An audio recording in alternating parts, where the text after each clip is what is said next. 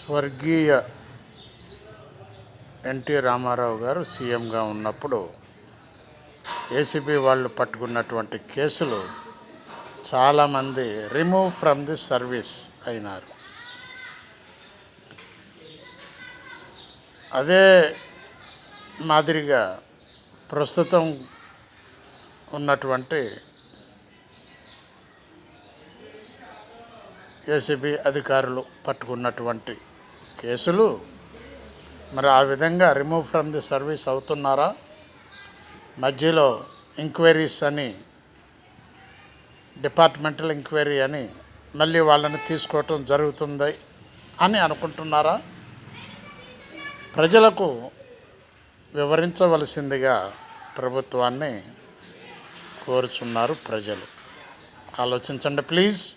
Balasani Veeraprasad, Hyderabad.